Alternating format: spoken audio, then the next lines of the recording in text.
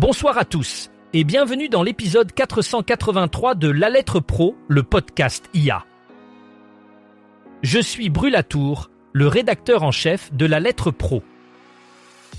Aujourd'hui, nous allons explorer les nouvelles marquantes du jour dans le monde de la radio et du podcast. Voici les titres que nous allons aborder. Europe 1 ouvre un bureau permanent à Washington. Bauer Media Audio inaugure un hub logiciel à Manchester. La Claque Podcast Party anime Marseille pendant 2 jours. Les indés radios s'associent avec RMC BFM Ads jusqu'en 2030. Radio Contact lance une campagne avec son dauphin iconique, une nouvelle collection de podcasts sur l'écologie par la Core Lab et la Frappe, un défi amusant avec Bruno Robles, la résilience de la radio américaine face au numérique, et enfin, la Belgique se prépare-t-elle vraiment à la fin de la FM? Commençons par une nouvelle importante pour le secteur de la radio. Europe 1 a annoncé l'ouverture d'un bureau permanent à Washington. Cette initiative vise à renforcer la couverture internationale de la station et à offrir une perspective plus approfondie sur les événements mondiaux. Le bureau sera dirigé par un correspondant expérimenté qui apportera des reportages en direct et des analyses sur les questions politiques, économiques et sociales aux États-Unis. Cette expansion stratégique souligne l'engagement d'Europe 1 à fournir à ses auditeurs des informations précises et pertinentes en direct des lieux où l'actualité se déroule. Avec ce bureau, Europe 1 espère enrichir son contenu et offrir une meilleure compréhension des dynamiques internationales à son public. Bauer Media Audio a récemment annoncé l'ouverture d'un hub logiciel à Manchester, une initiative stratégique destinée à soutenir ces 9 marchés européens.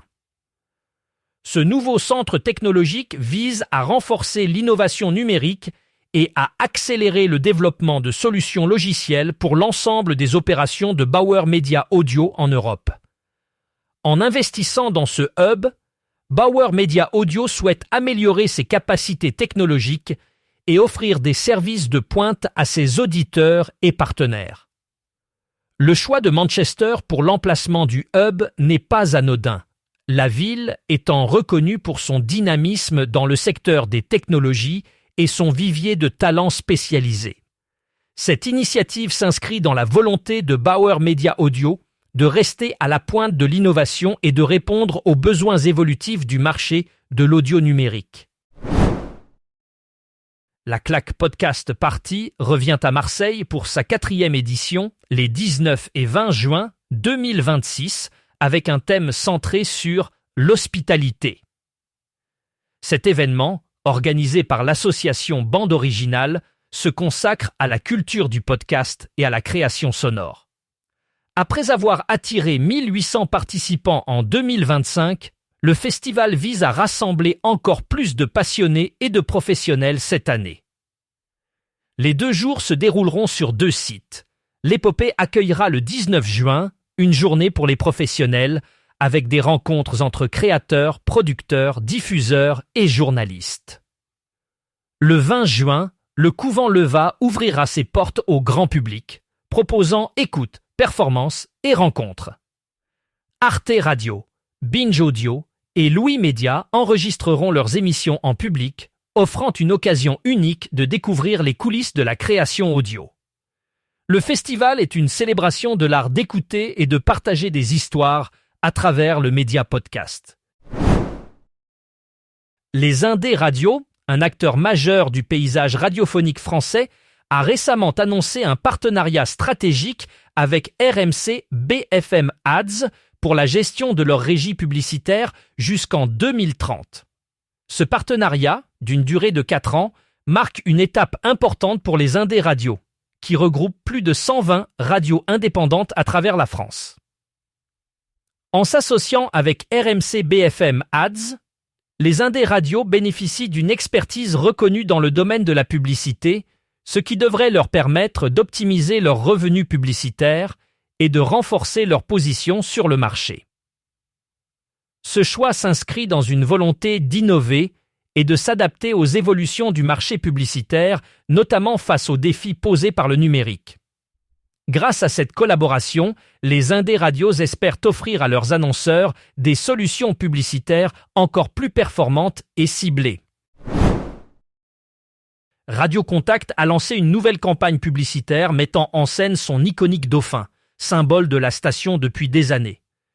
Cette initiative vise à renforcer l'image de marque de Radio Contact en capitalisant sur la notoriété et l'affection du public pour ce personnage emblématique. Le dauphin est présenté dans des animations et des visuels créatifs, diffusés sur différents canaux, y compris la télévision, les réseaux sociaux et des affichages urbains. Cette campagne innovante vise à attirer l'attention des auditeurs et à renforcer leur engagement envers la station. En mettant en avant le dauphin, Radio Contact cherche à se distinguer dans un paysage médiatique concurrentiel et à réaffirmer sa position comme une station préférée des auditeurs en Belgique. Cette stratégie marketing souligne l'importance de l'identité visuelle et de la continuité dans la communication pour maintenir et développer une relation forte avec le public. La coordination des radios locales et associatives de Bretagne, connue sous le nom de Corlab, ainsi que la Fédération des radios associatives en Pays de la Loire, ou FRAP, ont lancé une collection de podcasts intitulée « Terrain commun, récits d'écologie populaire ». Cette série, produite dans le cadre du projet Ondes durables, met en lumière des initiatives citoyennes en matière d'écologie, de solidarité et d'éducation populaire dans les régions bretonnes et ligériennes. Réalisée par 17 radios associatives locales, la collection explore des sujets variés tels que les jardins partagés, les coopératives alimentaires et les services de mobilité solidaire. L'objectif est de documenter des démarches où écologie rime avec solidarité, éducation populaire et pouvoir d'agir collectif, tout en donnant la parole à des habitants, collectifs, chercheurs et institutions engagées.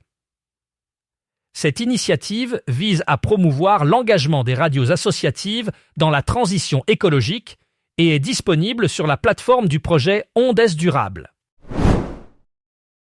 Rire et Chanson lance un concours innovant intitulé « La blague à 1000 balles » qui promet de récompenser le sens de l'humour de ses auditeurs et des créateurs sur TikTok. Le principe est simple. Les participants doivent publier une vidéo humoristique sur TikTok en utilisant le hashtag car la blague à 1000 balles et en mentionnant Rire et Chanson. Le concours est ouvert jusqu'au 12 juin et il offre une chance de remporter 1 000 € ainsi qu'une diffusion à l'antenne dans Le Morning du Rire, animé par Bruno Robles. Les critères de sélection incluent l'originalité, la mise en scène et l'aptitude à faire rire. Le gagnant sera annoncé le 19 juin 2026, directement sur les ondes de Rire et Chanson, permettant ainsi à un talent humoristique de se faire connaître et de bénéficier d'une belle visibilité. Une belle opportunité pour les amateurs d'humour de briller et de s'amuser. La radio américaine continue de surprendre par sa résistance face à la numérisation croissante du paysage médiatique. Selon Megan Lazovic, Vice President d'Edison Research at SSRS, 55% du temps d'écoute audio en voiture aux États-Unis est encore consacré à la radio AM/FM. Malgré l'essor des plateformes de streaming et des podcasts, la radio demeure le média audio prédominant pour les Américains. Ce succès s'explique par plusieurs facteurs clés, la gratuité de la radio, sa facilité d'accès et sa capacité à fournir des informations locales en temps réel. De plus, la radio a su s'adapter aux nouvelles technologies, intégrant des fonctionnalités numériques tout en conservant sa simplicité d'utilisation. Cette capacité d'adaptation et la fidélité des auditeurs contribuent à maintenir la radio comme une force majeure dans le paysage audio américain, défiant les prévisions qui annonçaient son déclin face au numérique. Pour conclure cet épisode, nous allons aborder une question cruciale pour l'avenir de la radio en Belgique. La fin de la FM est-elle vraiment en préparation ?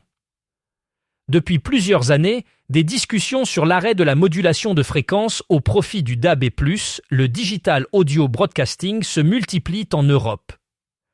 La Belgique n'échappe pas à cette tendance, bien que la transition soit plus progressive que dans d'autres pays comme la Norvège ou la Suisse.